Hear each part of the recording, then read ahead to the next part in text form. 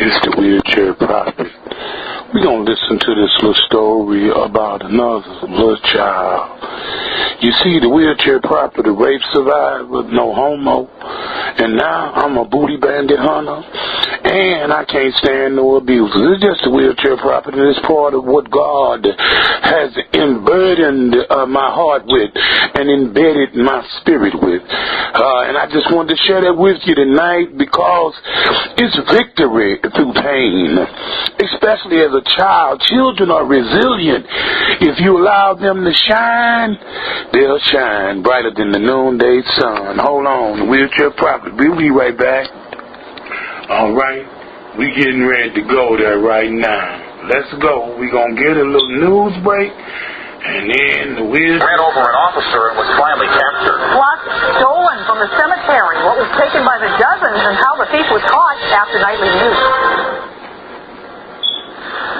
An update now on a story we've been following. 6 weeks ago, a 10-year-old boy from a town north of New York City had something unthinkable happen to him. But after the tragedy, he's found he has new friends promising to stand by him and making a difference in his life. Our report tonight from NBC's Mara Schiavocampo. From the outside, LaShawn Armstrong looks like any other kid, but inside he's coping with a tragedy no 10-year-old should ever face. 7 weeks ago, LaShawn's mother loaded him and his 3 young siblings into the family minivan, driving into the dark and frigid waters of the Hudson River. LaShawn managed a daring escape, lowering a power window and swimming to shore. Rescuers later found the van submerged with the bodies of his family inside. LaShawn's story of survival touched so many, including Baltimore Ravens linebacker Ray Lewis, who tracked the family down, offering to mentor LaShawn. I looked at him and I told him, I'm here for you, man. Like, I can't replace what you've lost. I can tell you that I'm here to go forward with you. LaShawn's story reminded Lewis of his own loneliness as a teenager when his mother announced she couldn't afford to keep him anymore. And I was sitting on the living room floor, and she walked in there and she handed me $49. And she said, this is all I got left. In 2000, Lewis faced more trouble when he was indicted on murder charges, later dropped when he pleaded guilty to a misdemeanor for obstructing justice. When Lewis and LaShawn met, they formed an instant bond. He's like a brother to me, like an older brother to me. But LaShawn's new extended family is much bigger than just Lewis. Other current and retired NFL players have also huddled around him, offering financial support for counseling, tutoring, and a college fund. Holding a black tie fundraiser in April and asking for continued donations. Lewis says he has already given $10,000. What do you hope for his future? To achieve much more than what his situation offered. I don't really know what I want to be when I grow up. There's a lot of stuff to do. I'm not sure yet. First I have to finish college, though. Looking ahead to a brighter future with a team of big brothers by his side. Mara Schiavocampo, NBC News, Baltimore. Now look, this black woman done pulled what the Caucasian lady did. I don't even remember her name, but she drove her kids down by the lake, then drove them into the lake and stunted like she didn't know where they was and that a black man had taken her babies. It seemed to be an all-out spirit of mothers killing their babies. And then some of these, and I ain't hating, I'm just saying it is what it is. These feminist group that has postulated the burning bed movement with Farrah Fawcett from the 70s when she burned her husband up in the bed and was considered not guilty by reason of being abused herself. Now listen here. Nobody never asked, did the man in the bed really do anything? One thing we know, he was sleeping in the bed when he got killed. What am I saying? Some of these feminist groups will make excuses for these mothers with post-traumatic stress and all this other stuff. My mama raised me in the cold water flats with no man, 4 babies, had to boil the water and put us in the tub together just to kill 2 birds with 1 stone. raised a bow-legged baby because she did not get all of the nutrients during her trimestral period of gestation, the 3 trimestral states of 9 months. But Mama didn't take now one of her babies and put her hands on them. One thing I can tell you tonight, that I might have been poor, but I was loved. You see, and that's what Ray Lewis was saying when this man now has been a champion NFL player, exceptional in his profession. But when this man speaks of his mother's circumstance, his voice breaks. I want to tell you something. That little boy never goes nowhere. That's inside of you. I know with Ray Lewis and this little baby that had to swim out of his mama's car that killed the rest of his family. I know what they're going through. You'll never be the same when you've been touched and abused and neglected. And the only person that can really give you that complete healing one day is when we see God and He wipe away all of our tears. But until then, it will be metamorphosis going on in the life of abuse survivors. It'll be transformations in the life of the abuse survivor. He'll be forever making lemonade out of his lemons. But one thing I did find that through the rape that I survived and the abuse that I survived in my life, it made me more compassionate to those who are suffering under the load. Like Ray Lewis, you could hear it in his voice. It touches you. It ain't got nothing to do with social elitism. It has nothing to do with the arrogancy of considering yourself to be part God and part man like Perseus or a diva or somebody like the Zeus and Olympius and all of the Greek mythologies. But it has to do with that real. Can you tell somebody real? Or E-A-L, in that D-R-T, in that grimy.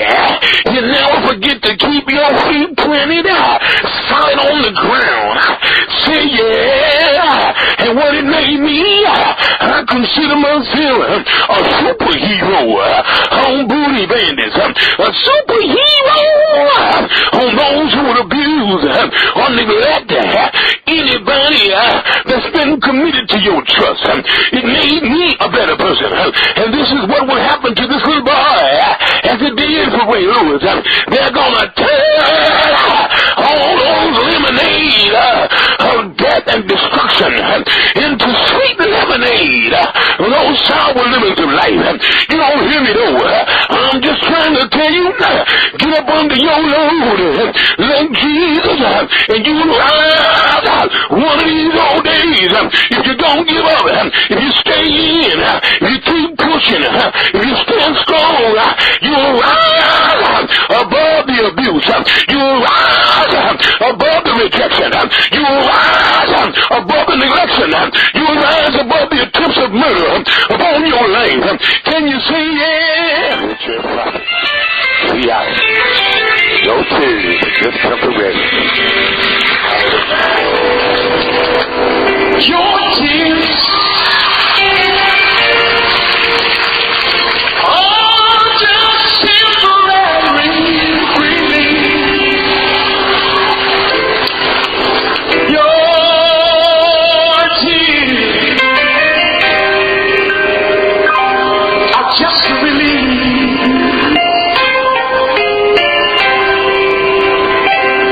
Of the pain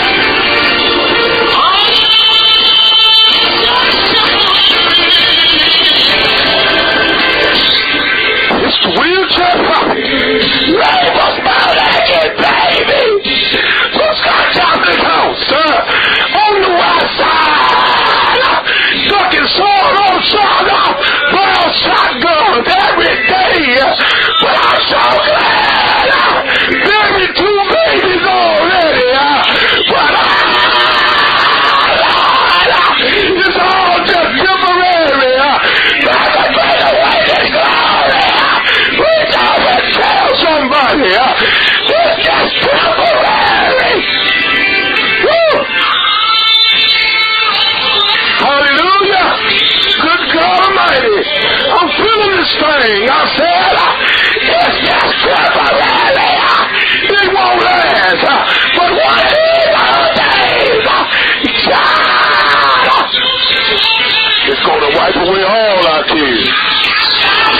Don't you worry, little Bosie. God got you, baby. No homo. Love is fine. Go to rejoice, Mama had you. Grandmama had you. God got your special grandson.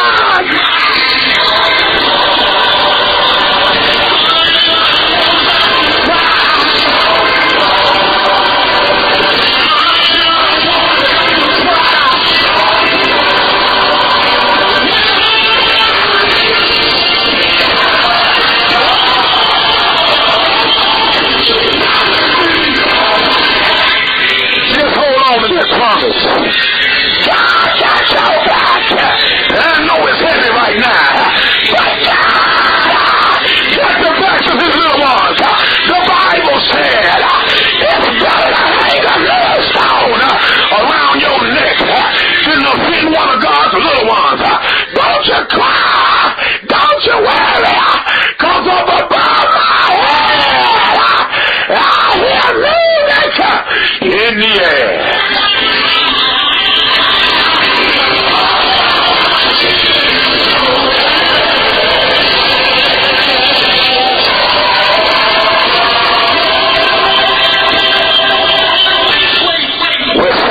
That's how we do it out on the west side. Wheelchair brother,